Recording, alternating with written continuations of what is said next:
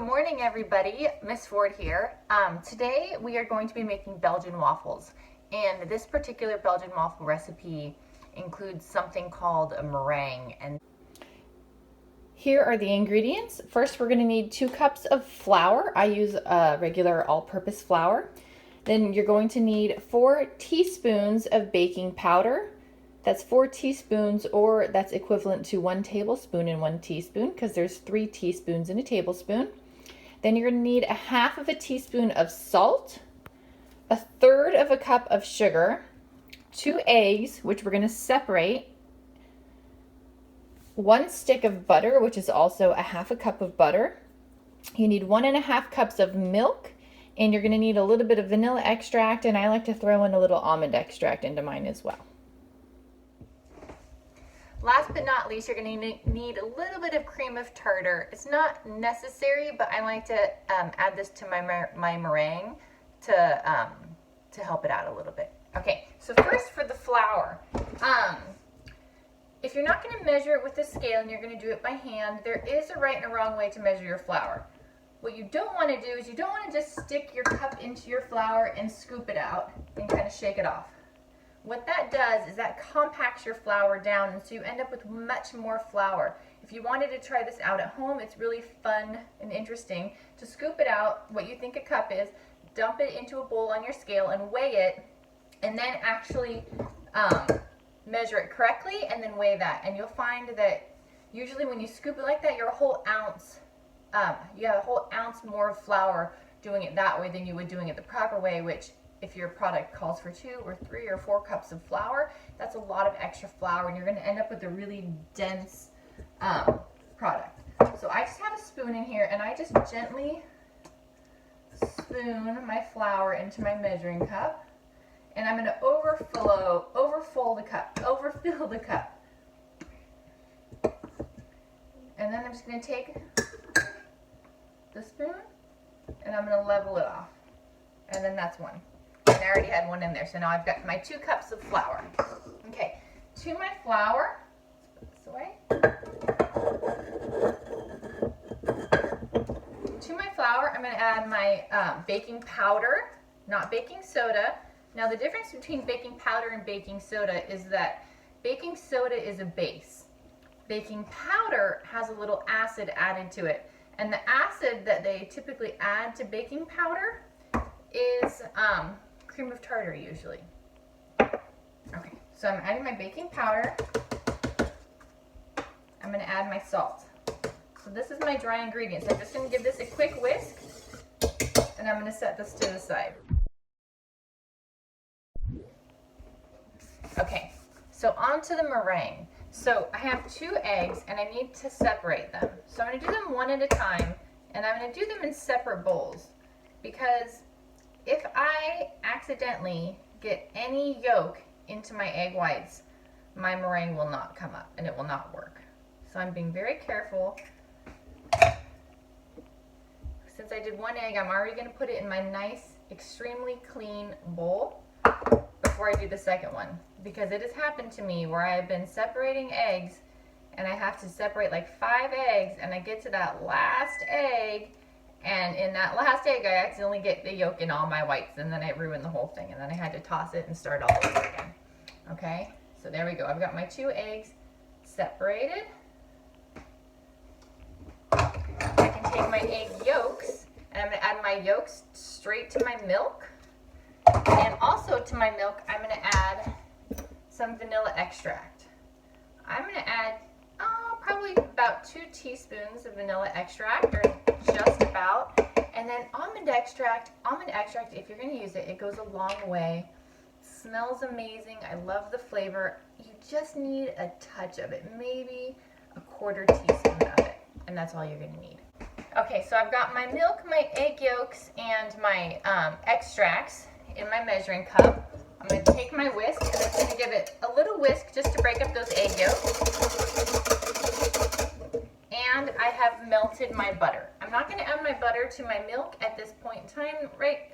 Though, because my milk is cold, and if I add my perfectly melted butter to my cold milk, it's just gonna harden right up and be all curdly looking in my milk. So I'm just gonna keep the butter separate from the milk at this point and set it aside because that milk's gonna warm up as we go on. Now, on to my meringue. So, what is egg whites? Egg whites are protein and water, basically. And protein is made up of chains of amino acids. And usually amino acids are kind of curled up all on top of each other, right?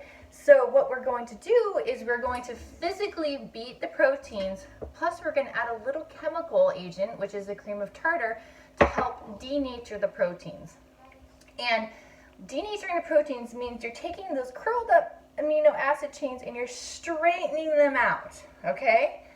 Then we are going to try to curdle them, and we're adding our sugar. At this point, we're going to add our sugar extremely slowly and in increments.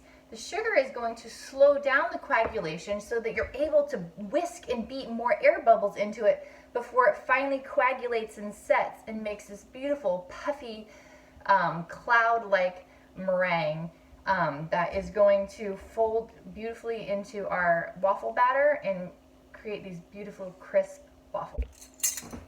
Okay, so I'm going to add only about, maybe just about 1/8 of a teaspoon of cream of tartar to my egg whites. So in this bowl, I just have my 2 egg whites and my cream of tartar at this point. I'm going to get it on my KitchenAid. You can do this by hand. It is extremely tiring on your arms. It's a good workout, but it can be done.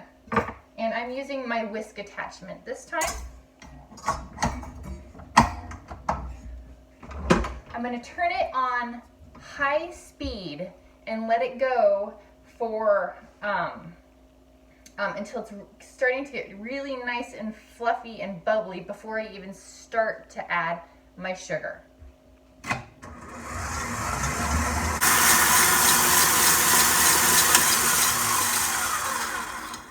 Okay, at this point, I'm going to add probably about a tablespoon of sugar, and I'm gonna put it on high again.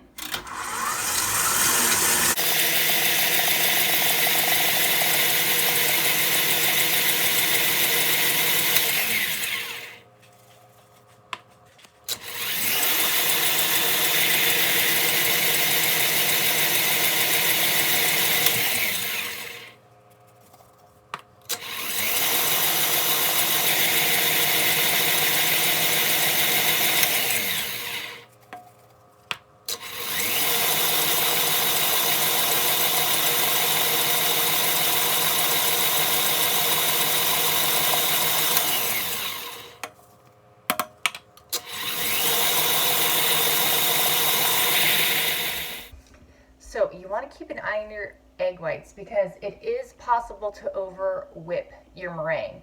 And if you keep whipping it, maybe walk away, you're not paying attention, it will end up completely deflating, and it's really, really almost impossible to get it to come back together again.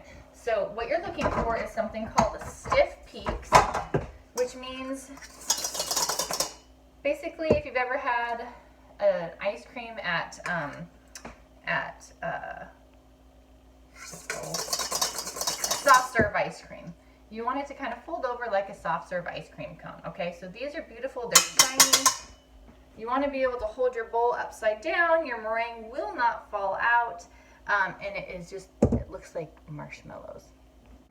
Okay, so at this point, I'm taking my dry ingredients, and I'm going to add my liquid ingredients. So this is called the muffin method, when you measure out your dry ingredients, and then you measure out your liquid ingredients, and then you add them together. So this is called the muffin mixing method.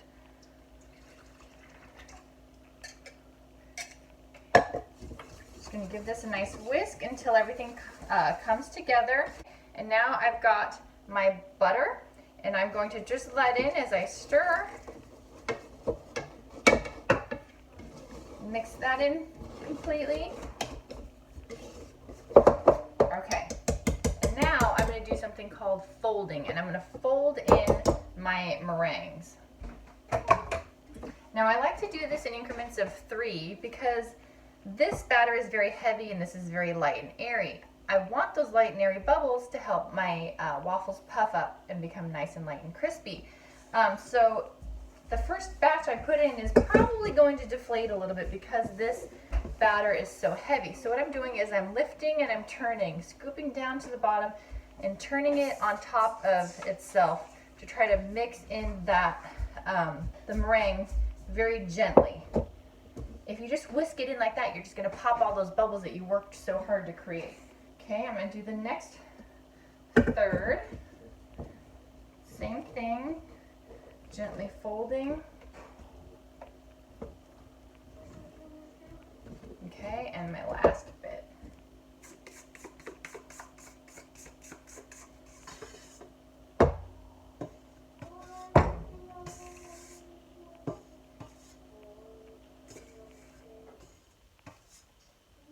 Okay.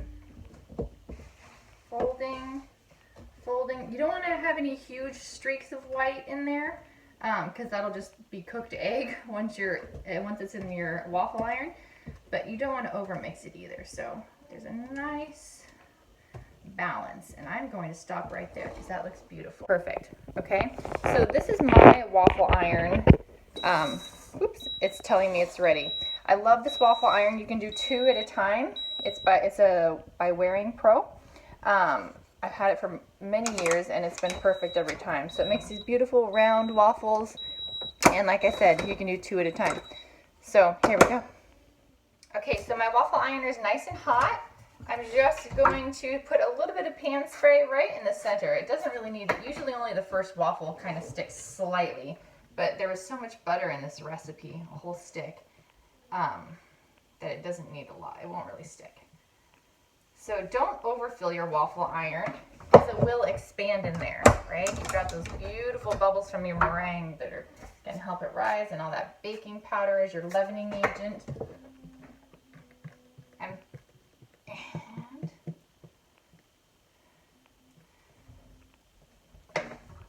And now we wait until my waffle iron tells me it's ready. I'm going to get a cooling rack out so I have a place to stick these beautiful waffles when they're out. It should make exactly 6 nice round waffles. So let's see how they turned out. My light turned on. Ooh, stuck up there. That's okay. Beautiful.